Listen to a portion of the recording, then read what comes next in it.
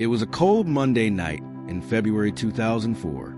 The snow was falling gently in the White Mountains of New Hampshire, coating the winding highways in white. Somewhere along Route 112 near the small town of Woodsville, a car skidded off the road and came to rest against a snowbank. The engine cooled, the headlights dimmed, but the driver, 21-year-old Maura Murray, was never seen again.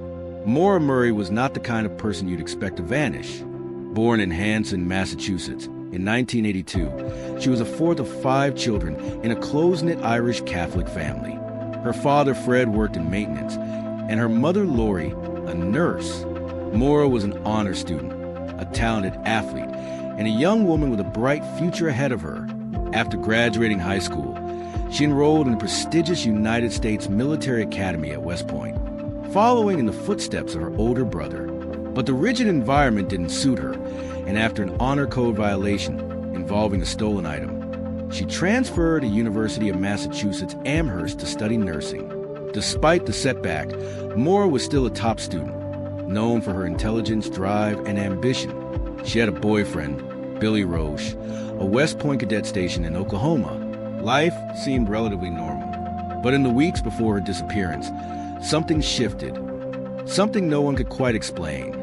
Just days before she vanished, Maura's behavior took a strange turn.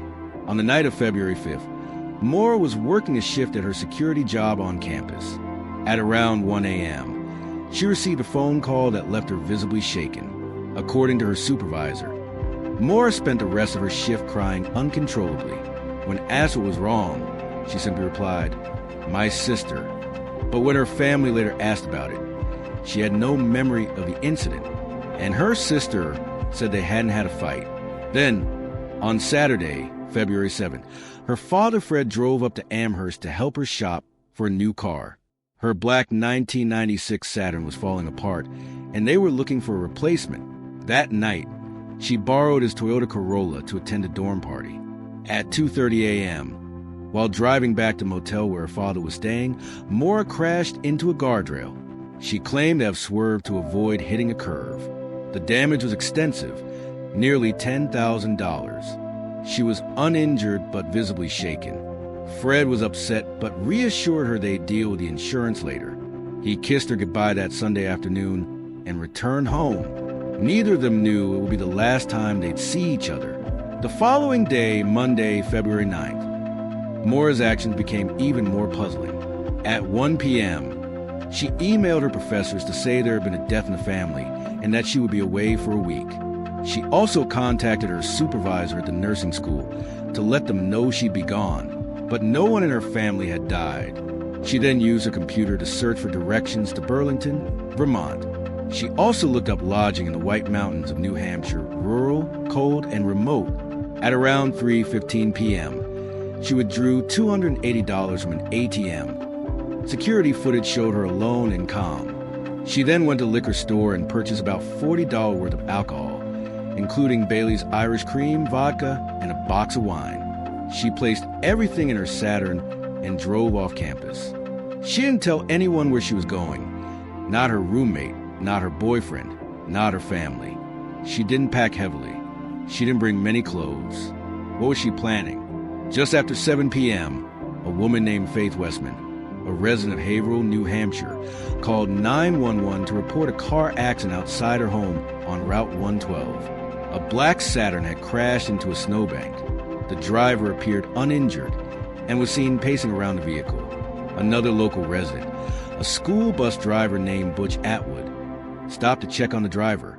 He later said the young woman, believed to be Maura, was not bleeding or visibly injured but looked cold and shaken. When he offered call to police, she politely declined, claiming she had already called AAA. That wasn't true. There was no cell service in the area. Butch drove off and made the call himself. Minutes later, a police cruiser arrived on the scene, but Maura Murray was gone. The car doors were locked. The windshield was cracked. The airbags had deployed. Inside the vehicle were empty beer bottles and a box of wine, some of which had spilled. Her debit card, cell phone, and keys were missing, but her belongings, including school books and clothes, remained. And there were no footprints in the snow leading away from the scene. The initial assumption was that Maura had become disoriented and wandered into the woods. It was freezing outside. Temperatures had dropped below 20 degrees Fahrenheit that night. Search teams with dogs and helicopters canvassed the area. Nothing. There were no confirmed sightings. No scent trails. No blood. No torn clothing. It was as if she had evaporated into thin air. Her father arrived in New Hampshire the next morning and immediately launched a desperate search. He posted flyers, questioned locals, and pleaded with the media. The response from law enforcement, he claimed, was sluggish. He believed and still believes that Maura was abducted. Meanwhile, online forums began to take interest in the case. The disappearance of a bright college student under such bizarre circumstances drew amateur sleuths, journalists, and conspiracy theorists. Over the years, it would become known as America's first internet true crime obsession. In the absence of evidence, theories began to multiply. Some believed Maura wanted to disappear, to start over. Her recent behavior, the lies about a death in the family, and her secrecy all suggest she may have wanted to escape. But if she planned to disappear, why leave behind everything? ID, credit cards, even warm clothes? Others think Maura may have taken her own life in the woods, possibly after drinking heavily. But again, there was nobody, no trace, and no history of suicidal ideation. Many suspect foul play. The road was remote, visibility was low, and she was vulnerable. Could someone have picked her up before police arrived? Could someone local have taken her? Some theorized Maura was trying to avoid getting into trouble. Her car smelled of alcohol, and she was already on thin ice after the crash with her dad's car. Perhaps she ran into the woods to avoid arrest and succumbed to the elements. But again, no body has ever been found. More sinister theories involve the possibility that a local person may have been involved. The proximity of the crash to homes, the short window of time, and the lack of evidence suggest a possible stage abduction. Over the years, the case grew colder. Searches turned up nothing. Her father kept returning to the area, scouring the landscape, knocking on doors, and never giving up hope. Maura's boyfriend and family were extensively questioned. Rumors about relationship issues and possible domestic abuse circulated, but nothing was ever confirmed. In 2006, 2 years after she disappeared, police revealed that cadaver dogs had reacted to a scent in a nearby home's basement, but the home had been renovated since Maura's disappearance. Ground-penetrating radar found anomalies beneath the concrete, but no excavation was ever performed. In 2017, the basement was finally searched. Nothing was found. In 2019, the case gained renewed attention when the New Hampshire Attorney General's office declared it an official criminal investigation. It was no longer considered a simple missing persons case. Maura's sister, Julie Murray, has become the family's public face, tirelessly advocating for answers. She launched a website, appeared in documentaries, and campaigned to keep the case alive in the public eye. In 2021, bones were found near Loon Mountain, not far from where Maura vanished.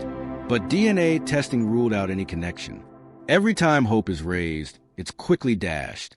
More than 2 decades have passed since Maura Murray vanished. No one has ever been arrested. Nobody has ever been found. No definitive lead has emerged. Her case has inspired documentaries, podcasts, books, and TV specials. But it has also created a cottage industry of speculation. Some respectful, others exploitative. Her family continues to beg for privacy and for help. This case stands as a symbol, not just of a missing person, but of a broken system. A system where evidence vanishes, leads go cold, and families are left searching in the dark. As the years passed and police leads dried up, the search for Maura Murray didn't fade. It evolved. In the early 2010s, the case found new life online. Reddit threads exploded. Dedicated forums sprang up. Documentarians and armchair detectives scoured police reports, timelines, and terrain maps. The case became one of the first true crime mysteries to be fueled by online investigation. People were mapping her last known movements down to the minute. Some used GPS and satellite imagery to test their own theories. Others interviewed locals, cross-checked alibis, and debated endlessly over details as small as the position of Saturn's tires in snow. Some internet sleuths contributed meaningfully. uncovering inconsistencies or drawing attention to overlooked details. But others cross lines, harassing Maura's family, accusing bystanders, and spreading unverified speculation. For better or worse, Maura Murray had become an online mystery, one where the boundary between fact and theory grew dangerously thin. One detail often overlooked in the mainstream retellings is the mystery of the red truck. Multiple witnesses in the area claim to have seen a suspicious red pickup truck in the vicinity of the crash around the time Maura disappeared. Some said it was parked near a nearby store earlier that day. Others claimed it may have passed the crash site shortly after the accident. The truck was never identified, and police were never able to verify its significance. Was it unrelated? Or was it a silent key to unlocking what happened that night? Adding to confusion, at least one anonymous tipster later contacted police, claiming knowledge of what happened to Maura, but no public details were ever released. That tip, too, disappeared into silence. Strangely, in the days following Maura's disappearance, some of her family members reported receiving mysterious phone calls. Her boyfriend, Billy Roche, received a voicemail from a number traced back to a prepaid calling card. On the other end, only the sound of breathing could be heard. The call was never traced to a known person. This eerie moment fueled theories.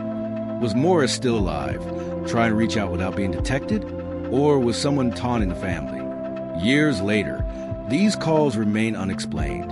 One of the most curious physical clues at the crash site was a rag stuffed into Saturn's tailpipe. This isn't something typically found in a car accident. It raised more questions than answers. Fred Murray, Maura's father, later told investigators that he had advised Maura to use the rag to suppress smoke and exhaust, a makeshift way to keep a car from drawing attention if it was running poorly. But others believe it could suggest an attempt to sabotage or conceal something. Why was it there that night? Was Maura hiding her location from police or witnesses? Or was someone else involved? Understanding Maura's psychological state in the days before her disappearance is critical and complex. Some who knew her described her as under enormous stress. She had multiple potential stressors: the academic rigor of nursing school, her recent car accident, her father's disappointment, her complicated romantic life, and her alleged use of stolen credit cards in previous months. There were also rumors of relationship issues with Billy Roche. Some emails suggest emotional strain. Others claim she was looking for a break from her life. Still, to those closest to her, there were no overt signs of suicidal ideation or intent to vanish permanently. She hadn't packed for long-term travel. She hadn't emptied her bank account. Her dorm room was left relatively untouched. It was as if she had intended a brief getaway and never returned, one often overlooked detail. Maura had been involved in a credit card fraud incident at UMass. She used a stolen card number to order food from a local restaurant. She was caught, but not criminally charged. The incident was relatively minor, but it may have contributed to the pressure she felt in the weeks before her disappearance. Some theorists believe she feared legal consequences for her actions, especially with the car accident just 2 nights before. Did guilt or fear play a role in her sudden trip? Or was it all coincidence? In the weeks before her disappearance, Maura downloaded Not Without Peril, a book about dangerous hikes in the White Mountains of New Hampshire. The book focuses on tragedies in the region: lost hikers, sudden deaths, misadventures in remote terrain. Some believe this suggests Maura was planning to go hiking. Others think she may have been studying the area. Still, there's no evidence she brought hiking gear or warm clothing. It may have simply been an interest or another haunting clue. Here's another bizarre thread. Just days before Maura disappeared, a UMass student named Patrick Vassie was hit by a car in a late-night hit-and-run incident near campus. Maura's connection? She was reportedly driving around that same time and crashed her father's car later that night. There's no evidence connecting Maura to the hit-and-run, but internet theorists have long speculated. Was she involved? Did guilt drive her away? The police have never found a link, but the timing is eerie. Fred Murray has never stopped searching for his daughter. Even into his 70s, he continued to hike through dense woods, knock on doors, and plead with local officials. He's appeared on national TV, joined podcasts, spoken at universities, and worked with private investigators, all in the hopes of finding answers. Julie Murray, Maura's sister, has also taken up the cause, becoming the public advocate for justice. Through social media, advocacy, and public awareness campaigns, she's ensured that Maura's name doesn't fade. They both continue to fight for transparency from New Hampshire authorities, who still withhold some case files, citing the ongoing investigation. In 2017, the Oxygen Network produced a 6-part documentary series on Maura's case, titled The Disappearance of Maura Murray. The show revisited old theories, interviewed witnesses, and even brought in retired U.S. Marshals to consult. While the series didn't solve the case, it reignited public interest and added new pressure on investigators. It also revealed the gaps in the original search and cast doubt on some early assumptions. Still, the show ended with no definitive answer. Among all the theories, the most widely debated is this: Maura got in someone's vehicle, willingly or unwillingly, shortly after crash. If so, who picked her up? A kind stranger? A predator? A local with bad intentions? There was only a 7-10-minute window between when Butch Atwood left the scene and when the first officer arrived. That's all the time someone would have needed to drive by, offer help, and disappear with Maura. But no one saw anything. No license plates. No camera footage. No trace.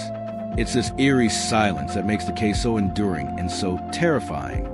Maura Murray's story is more than a mystery. It's a mirror reflecting our obsession with the unknown, the missing, the unexplained, the vanished. What draws us and isn't just the facts. It's the chilling silence after the facts run out. It's the moment the headlights dimmed on Route 112 and nothing followed. We may never know what happened to Maura Murray on that cold February night, but in that silence, a question echoes louder than any clue. How can someone so full of life disappear so completely and leave behind nothing but questions